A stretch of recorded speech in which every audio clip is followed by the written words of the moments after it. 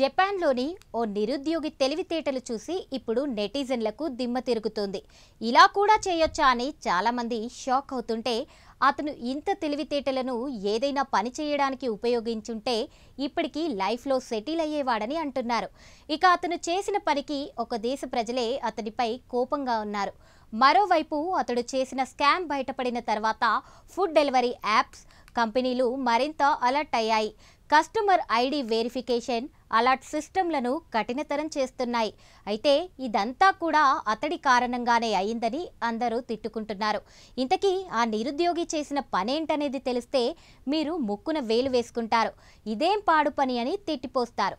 ఇంకెందుకు జపాన్ దేశ ప్రజలకు కోపం తెప్పించిన ఆ నిరుద్యోగి ఫుడ్ స్కామ్ ఫుల్ డీటెయిల్స్. జపాన్లోని ఓ వ్యక్తి నయా పైసా చెల్లించకుండా చక్కగా తనకు కావాల్సిన కాస్ట్లీ టేస్టీ ఫుడ్ను 3 పూటల ఆర్డర్ పెట్టుకొని తింటూ 2 ఏళ్లు గడిపాడు.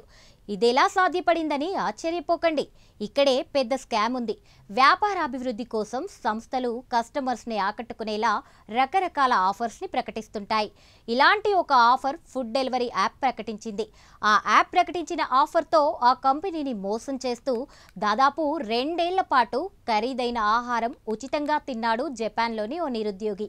ఆ ఫుడ్ కంపెనీకి లక్షల రూపాయలను ముంచేశాడు. నగోయాలో నివసించే 38 ఏళ్ల టకుయా హిగాషిమోటో ఫుడ్ డెలివరీ యాప్ ప్రకటించిన రిఫండ్ పాలసీని తన ఏటీఎంగా మార్చుకున్నాడు.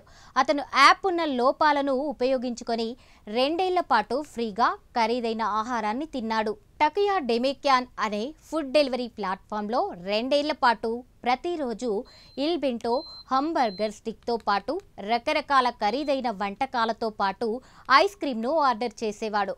ఇలా 1000 సార్లకు పైగా ఫుడ్ ఆర్డర్ పెట్టిన అతను తన తెలివితేటలతో ఫుడ్ కంపెనీని మోసం చేశాడు. అతడు ప్రతి ఆర్డర్లో డెలివరీ అయిన తర్వాత తన ఆహారం డెలివరీ కాలేదని యాప్లో ఫిర్యాదు చేసేవాడు. ఇలా ఫుడ్ డెలివరీ అవని సమయంలో కస్టమర్లకు కంపెనీ డబ్బులను పూర్తిగా వాపసిస్తుంది. దానిని అవకాశంగా తీసుకొని ఫుడ్ ఆర్డర్ పెట్టి తిన్నాడు. డబ్బు తిరిగి పొందాడు. ఈ విధంగా టకుయా 2 సంవత్సరాలలో కంపెనీకి 3.7 మిలియన్ యోన్లు అంటే మన దేశ కరెన్సీలో సుమారు 21 లక్షలు మోసం చేశాడు. అయితే దాదాపుగా 2 ఏళ్ల పాటు సాగిన అతని మోసం చివరికి బయటపడింది. టకుయా 1 కాదు 2 కాదు 124 నకిలీ ఖాతాలను సృష్టించాడు. ప్రతిసారి అతడు కంపెనీ వ్యవస్థ తనను గుర్తుపట్టకుండా మోసం చేయడానికి కొత్త పేరు, తప్పుడు చిరునామా, ప్రీపెయిడ్ సిమ్ కార్డును ఉపయోగించేవాడు. ఇలా చేయడం వలన తాను సురక్షితంగా ఉంటాడని, హ్యాపీగా తింటూ బతికేయొచ్చని భావించాడు. ఈ క్రమంలో టకుయా జూలై 30న మళ్ళీ ice cream, chicken stick order చేశాడు. యథావిధిగా డబ్బులు తిరిగి ఇవ్వాలని డిమాండ్ చేశాడు. ఈసారి కంపెనీకి అనుమానం వచ్చింది. దీంతో టకుయా గురించి తీగలాగడం మొదలు పెడితే డొంక బయటపడింది.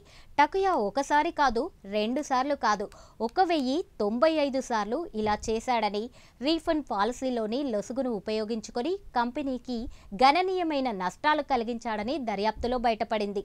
దీంతో పైసా చెల్లించకుండా 2 ఏళ్ల పాటు ఫుడ్ ఆర్డర్ చేసుకొని తిన్న టకుయా వ్యవహారంతో ఫుడ్ డెలివరీ యాప్ కంపెనీలు మరింత అప్రమత్తంగా మారాయి. కస్టమర్ ఐడి వెరిఫికేషన్, అలర్ట్ సిస్టంలను కఠినతరం చేస్తున్నాయి. అయితే టకుయా చేసిన మోసం వల్లనే ఇదంతా అని జపాన్ దేశస్థులకు తీవ్ర ఆగ్రహం వస్తుంది. నెటిజన్లు కూడా టకుయా చేసిన పనికి మండిపడుతున్నారు.